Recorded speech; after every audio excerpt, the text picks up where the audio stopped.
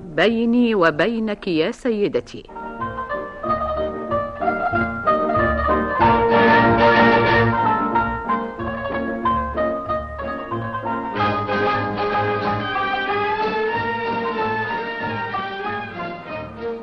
بسم الله الرحمن الرحيم.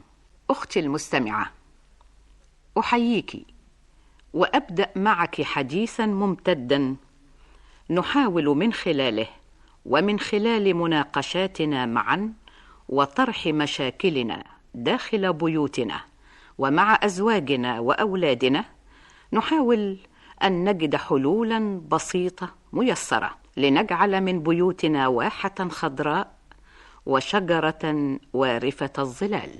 لا شك أختي المستمعة أن مهمة خلق البيت السعيد من أدق المهام التي يجب أن تقوم بها ربة البيت، والمهمة ليست سهلة وميسورة، فهي تحتاج إلى كثير من الذكاء واللباقة وضبط النفس وفهم المعيشة المنزلية فهما صحيحا. فإذا نفر الزوج من البيت فإن هذا يكون نتيجة عدم توفيق الزوجة في تهيئة الجو الذي يجعله يؤثر الحياة في البيت على التماس مجالس المعارف والأصدقاء خارج البيت.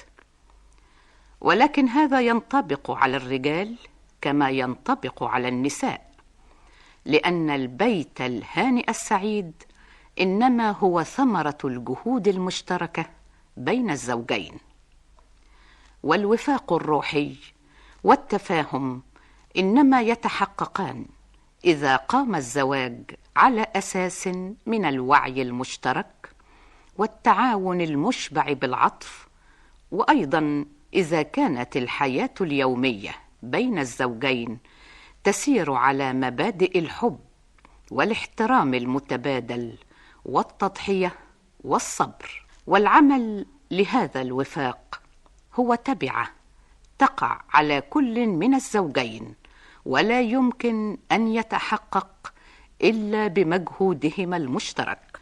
والواقع أختي المستمعة أن موضوع الزواج موضوع متعدد الجوانب، وبه من التشعب والتشابك ما بالعلاقات الزوجية نفسها.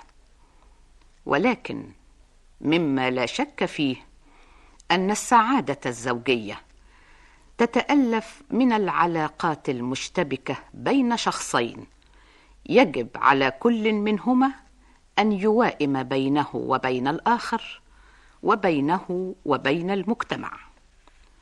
والمشكلات التي تواجهها الزوجات تختلف من أسرة لأخرى، ويجب أن يكون لكل منها حله الخاص.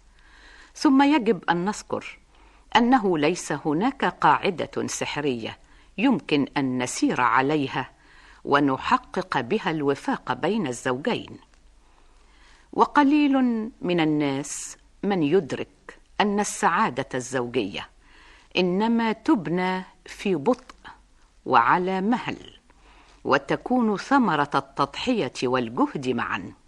فإن الزواج ينظر إليه كأنه المثل الأعلى للسعادة، يبتدئ أمام الزوجين عقب زواجهما. فإذا قامت المشاكل اليومية أمامهما